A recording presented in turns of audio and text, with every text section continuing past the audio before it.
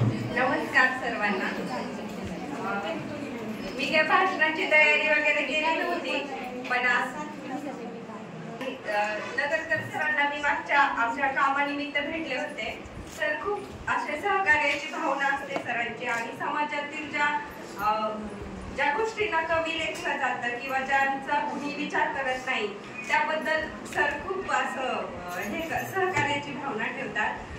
एकदा मी सरांना भेटले होते, सर मला म्हणाले तुमच्या अंगणवाडी सेविकांबद्दल खूप तळमळ वाटते हो, पण वाईट पण वाटते की आम्ही काही करू शकत नाही। आणि सरांना मी सांगते की सगळ्या जेवढ्या काही एकल महिला आहेत, घटस्फोटित, विधवा, अशा 80% महिला अंगणवाडी सेविका म्हणून काम करतात। त्यातच मी पण एक आहे। सकाळी सोनवणे सिस्टरांचा फोन आला, म्हणजे त्यांचा फोन तसा 8 दिवसापासून येतोय की बोलव, तुझ्या आजूबाजूच्या मैत्रिणींना सांग, आणि सगळ्यांना सांगितलं, सगळ्या झाल्या। लंकाताईंचा अनुभव मी ऐकला।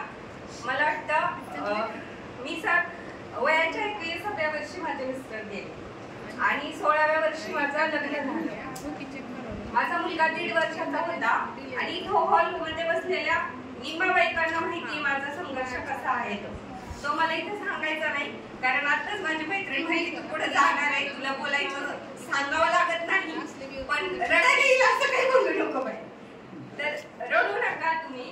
मला सगळ्यांना हेच सांगायचंय की आता ज्या लंकाताईंनी त्यांचा अनुभव सांगितला की त्यांना 28व्या वर्षी वैधव्य आलं, पण त्यांनी त्यातून त्यांच्या मुलांना कसं घडवलं। आणि पूर्वीची जी जुनी म्हणे की बाई तुझा मोठा होता तर छोटा झाला समज, आणि त्यालाच नवरा समज। मुलगा कधी नवरा होत नसतो, पण आपण त्याचा आई वडील होऊन त्याला त्याचा संघर्ष करण्याची उमेद, त्याच्या पंखात बळ द्यायचं असतं। माझा मुलगा आता 10वीला आहे, त्याला 10वीला 90% मार्क्स आहे, आणि तो आता सध्या NDA ची तयारी करतो। माझी खूप इच्छा होती त्याला इथं दादा पाटीलला ऍडमिशन घ्यायची। मी म्हटलं मी सरांना भेटून आले, तू इथेच राहा 11वी 12वीला, पण तो म्हटला विचार इथे NDA ची तयारी करून घेतली जाते का। तर मी ते विचारलं, पण त्याला पाहिजे तसं प्रॉपर इथं मार्गदर्शन नसल्यामुळं मला त्याला, पण मी 10वीला असताना माझं लग्न झालं, आणि 11वी 12वी केले। 12वी नंतर माझे मिस्टर आजारी पडले। 3 वर्ष त्यांचं डायलिसिस करावं लागायचं, किडन्या खराब असल्यामुळे त्यांचा आजारपणाचे 3 वर्ष गेले। 3 वर्ष गॅप घेतला, आणि घरातली परिस्थिती आमची खूप हलाखीची होती। माझ्या सासूबाई धुणी भांडी करून राहिलेल्या, माझ्या सासूबाई पण विधवाच होत्या, आणि त्यांनी त्यांची 3 मुलं जगवलेली, आणि मिस्टर पण गेले। आणि मग नंतर मला शिकायची खूप हौस होती, मग मी शिक्षणासाठी इथं दादा पाटीलला शिक्षण 13वीला ऍडमिशन घेतलं।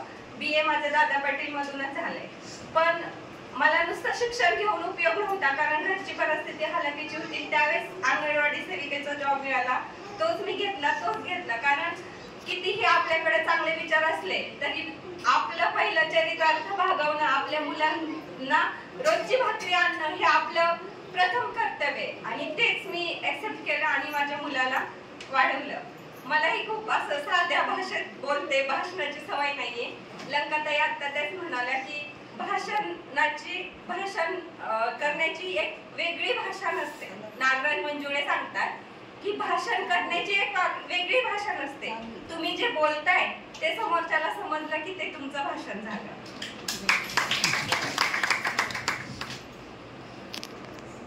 स्त्री ही घडत असते। मी आता खूप असं डोक्यात विचार करत होते की काय बोलावं, पण आताच्या मावशी बोलल्या की स्त्री म्हणून तुम्ही कुठेही कमी नाहीये, पण गैरवागणं हे गैर आहे।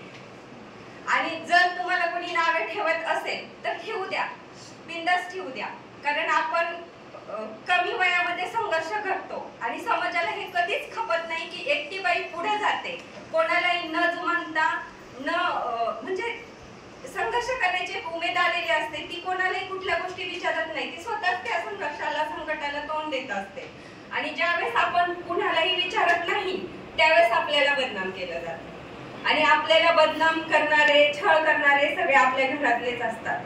पण एक काळ उलटल्यानंतर त्यांनाही कळतं की आपण ह्यांना बोलण्यात कुठेतरी चुकलोय, आणि ती वेळ निघून गेली ना की जग तुमचा सन्मानच करतो।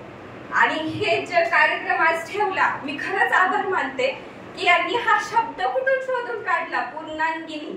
सकाळपासून मला या शब्दाचं खरंच मी धन्यवाद देते तुम्हाला की पूर्णांगिनी म्हणजे आपण किती श्रेष्ठ आहोत हे आपण स्वतःला म्हणायचंय. आपण जेव्हा स्वतःला कमी लेखू तेव्हा समजते कमीच लेखणार, पण आपण स्वतःला कमी लेखायचं नाही. ह्या अर्धांगिनी असतात, ह्या रथाची 2 चाकं घेऊन चालतात, एक ते असतात, एक पुरुष असतो, पण आपण दोन्ही चाकं स्वतः आहोत आणि ती गाडी पुढे नेतो. आपली गाडी थोडी उशिरा पोहोचेल. का उशिरा पोहोचेल? कारण आर्थिक एकाने कमवणं दोघांनी कमवणं ह्यात फरक असतो. आपली गाडी थोडी उशिरा पोहोचेल, पण ताई जसं म्हणाल्या की रस्ता संपतो की चालणारा दमतो, पण शेवटपर्यंत आपण त्या ठिकाणाला पोहोचणार आहोत. आणि थोडा वेळ लागेल, पण आपल्या संघर्षाची नक्कीच कुठेतरी दखल घेतली जाईल. आणि सगळ्यांना असं सांगते की टिकली लावणं. आता मी जेव्हा कोणाच्या अंत्यविधीला वगैरे जाते, पुरुषाच्या जर अंत्यविधीला गेले, मी तिथं ठामपणे सांगते, तुम्ही आता रडताय ना, आता तुम्हाला शांत करायला खूप लोक येतील 14 दिवस. 14 दिवसानंतर कुणीही येणार नाही. आणि आता तुम्हाला जितकी आठवण येते त्याच्यापेक्षा दुप्पट पटीने आठवण येते. कित्येक रात्री असं असतात की आपण रडून घालवतो, पण रात्री रडलं की सकाळी हसत उठूनच समोर जावं लागतं सगळ्यांच्या. कारण तुम्ही जितके रडाल सगळ्यांसमोर, तुमचे डोळे पुसायला कोणीही येणार नाही. तुमचे डोळे तुम्हालाच पुसायचे आणि समोर चालायचंय. आणि तुम्ही रडत राहाल तर तुमची मुलंही तेवढंच दुःखी राहतात, कारण मुलं आपलं अनुकरण करत असतात.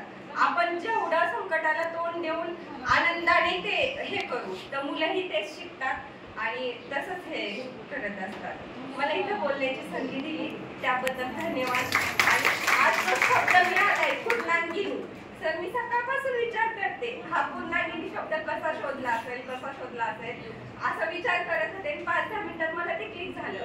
हा, पत्नीला अर्धांगिनी म्हणतात म्हणून आम्हाला पूर्णांगिनी म्हणत असतात.